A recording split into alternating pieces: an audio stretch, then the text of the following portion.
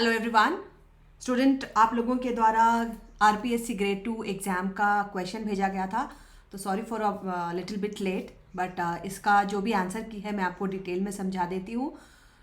First let me introduce myself. Student, I am doctor Shipra Srivastava and this is my mobile number 8439066995, जिस पर आपके ढेरों सारे messages आते हैं।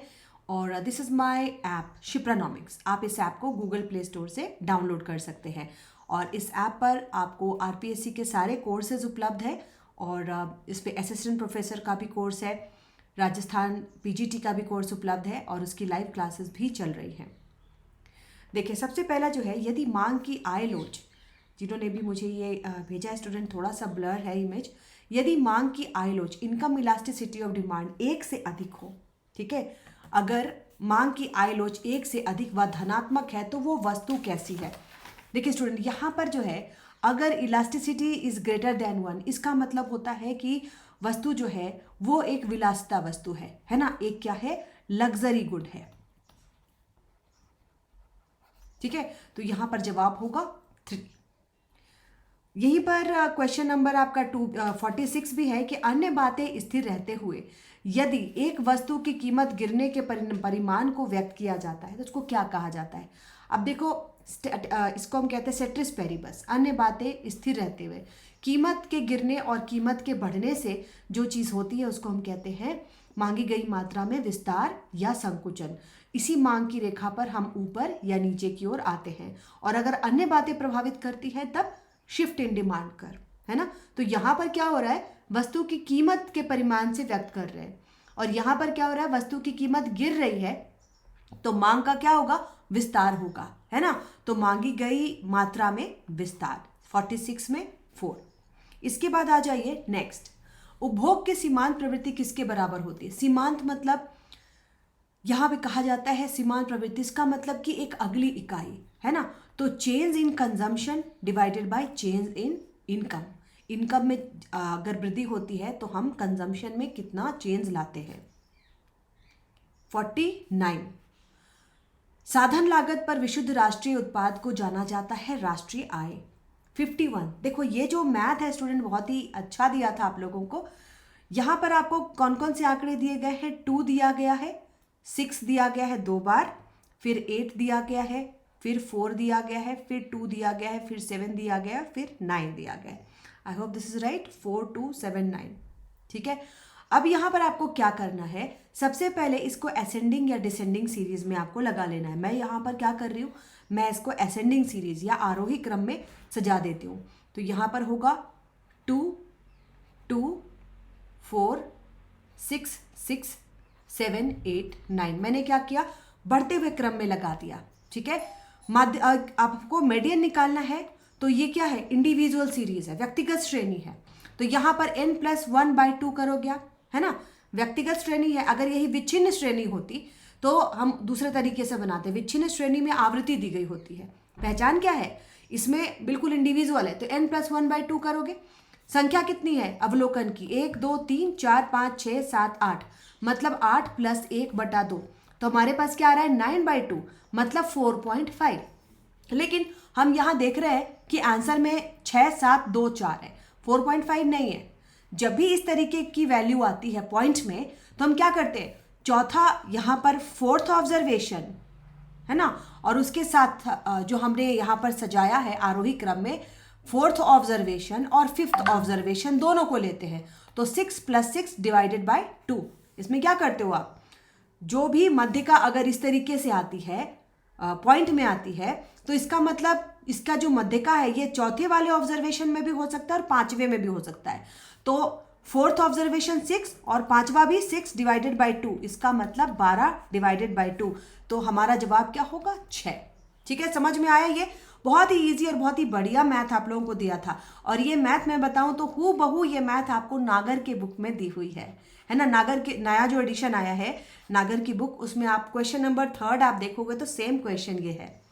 निम्नलिखित में से किस माध्यम में चरम मूल्यों का प्रभाव न्यूनतम होता है, बहुलक। क्योंकि बहुलक क्या होता है, बहुलक में उसको बहुलक जो होता है उसको एक्सट्रीम वैल्यू से मतलब नहीं होता, है ना। बहुलक में आवृत्ति जो है, सभी आवृत्ति की जानकारी की जरूरत नहीं होती। बहुलक क्या होता है, ला मोड, है ना, जो ज़्यादा रिवाज में है, जो ज़्यादा फैशन में है। तो इसको एक्सट्रीम वैल्यूज, चरम मूल्यों का प्रभाव जो होता है इस पर न्यूनतम होता है। 53, निम्नलिखित में से किस कारण से पूर्ति वक्र का विवर्तन नहीं होता? देखो सेम, पूर्ति वक्र का विवर्तन नहीं होता, मतलब शिफ्टिंग ऑफ डिमांड कर्व की बात की जा रही है। शिफ्टिंग कब होती है? जब प्राइस को छोड़ करके अन्य चीजें इसको प्रभावित करें, है ना। लेकिन जैसे तकनीक अगर बढ़ जाए तो पूर्ति वक्र बढ़ेगा, ठीक है। पूर्ति की गई वस्तु की कीमत जो है इससे प्रभावित नहीं होगा, क्योंकि कीमत से केवल सप्लाई का कॉन्ट्रैक्शन या एक्सटेंशन हो सकता है, ठीक है। तो यहां पर बिल्कुल जैसे डिमांड कर्व आप पढ़ते हो, अगर प्राइस ज्यादा या कम हो रही है तो एक्सटेंशन या कॉन्ट्रैक्शन, है ना। उसी तरीके से यहां पर सप्लाई कर्व का एक्सटेंशन या कॉन्ट्रैक्शन उसकी प्राइस से होगा, ठीक है। और जो जितने भी और डिटर्मिनेंट है, जितने भी और प्रभावित करने वाले तत्व हैं, उससे क्या होगा? शिफ्टिंग होगी। तो यहाँ पे कॉन्ट्रैक्शन और एक्सटेंशन इससे पूर्ति की गई वस्तु की कीमत से होता है। तो पूर्ति वक्र का विवर्तन नहीं होता पूर्ति की गई वस्तु की कीमत से। यदि एक वस्तु की कीमत में परिवर्तन करने से दोनों वस्तु की खरीदी गई मात्रा बढ़ती है, तो देखो जब भी ऐसा क्वेश्चन रहता है तो मैं हमेशा कहती हूँ इसको बना लो। कीमत अगर वस्तु एक्स की बढ़ रही है, वस्तु एक्स की मांग जो है वो घट रही है, इसी के साथ साथ वस्तु वाई की भी मांग घट रही है। तो देखो क्रॉस इलास्टिसिटी ऑफ डिमांड में आप क्या देखते हो? Change in price and change in quantity demanded. एक की प्राइस में क्या डिफरेंस है और एक के डिमांड में क्या डिफरेंस है। तो यहां पर देख लो, वस्तु एक्स की कीमत बढ़ रही है और वस्तु वाई की डिमांड घट रही है, मतलब विपरीत संबंध है, तो ये होगा नेगेटिव, ठीक है। समझ में आया? और अगर दोनों साथ में चलते कि एक की कीमत जो है बढ़ रही है, दूसरे की मांग भी बढ़ रही है, तो क्रॉस इलास्टिसिटी ऑफ डिमांड क्या हो जाता? धनात्मक। 55, संतुलन की अवस्था में तटस्थता वक्र का ढाल कैसा होता है? तो बजट रेखा के ढाल के बराबर होता है ना। हम इस तरह से बनाते हैं, जब कंज्यूमर इक्विलिब्रियम का जो चैप्टर होता है उसमें दोनों की ढाल बराबर होती है, तभी इक्विलिब्रियम होता है। जो ढाल बजट लाइन का होता है वही ढाल आपके इंडिफरेंस कर्व का होता है। निम्नलिखित में से किस माध्य से व्यक्तिगत अवलोकनों से लिए गए विचलनों का योग शून्य होता है ना। Sigma summation dx is equal to 0 किस में होता है? समांतर माध्य में। और sigma summation dx square is equal to minimum. दो चीजें कहते हैं ना, एक तो विचलनों का जो योग होता है शून्य होता है, दूसरा सवाल क्या किया जाता है कि विचलन के वर्गों का योग न्यूनतम होता है। ये बहुत ही सेट क्वेश्चन है एग्जाम में। मैं बोलती हूँ कि ये जो है एग्जामिनर का बहुत ही फेवरेट सवाल होता है अरिथमेटिक मीन को लेके, है ना। तो अरिथमेटिक मीन में दो चीजें याद रखना। सबसे पहला कि जो deviation, sigma summation deviation is equal to 0 and sigma summation deviation square, वर्गों का जोड़ न्यूनतम। 57, निर्धनता का दुष्चक्र नर्क से। निम्नलिखित में से कौन सा बहुआयामी निर्धनता सूचकांक का घटक नहीं है? प्रति व्यक्ति आय। क्योंकि बहुआयामी में सबसे पहला इंडिकेटर हम क्या लेते हैं? हेल्थ लेते हैं, उसके बाद क्या लेते हैं? लिविंग स्टैंडर्ड लेते हैं, और तीसरा क्या लेते हैं? एजुकेशन लेते हैं, है ना। निम्नलिखित में से विस्तृत मुद्रा ब्रॉड मनी M3, जब साधन कीमत में वृद्धि के कारण कीमतों में वृद्धि होती है। देखो दो तरह का इन्फ्लेशन आप जानते हो, डिमांड पुल और कॉस्ट पुश। जब लागत में वृद्धि होती है उससे अगर इन्फ्लेशन आता है, जैसे साधन कीमत में वृद्धि हो जाए, कच्चे माल की कीमत बढ़ जाए, तो इसको कहा जाता है लागत प्रेरित मुद्रास्फीति। निम्नलिखित में से कौन सा उपाय भारतीय रिजर्व बैंक के चयनित साख नियंत्रण। देखो दो तरह के इंस्ट्रूमेंट आरबीआई यूज करती है as a monetary policy instrument, qualitative और क्वांटिटेटिव। क्वालिटेटिव में आपको क्रेडिट लिमिट, उधार की अधिकतम सीमा फिक्स की जाती है, जबकि क्वांटिटेटिव में दो तरह का होता है, एक तो प्रोपोर्शन हम यूज करते हैं और दूसरा रेट्स, है ना। CRR SLR प्रोपोर्शन यूज करते हैं, और बैंक रेट, इधर जो आ जाओ आप, रेट्स जितने हैं, repo rate, reverse repo rate, bank rate, ये सभी यूज करते हैं।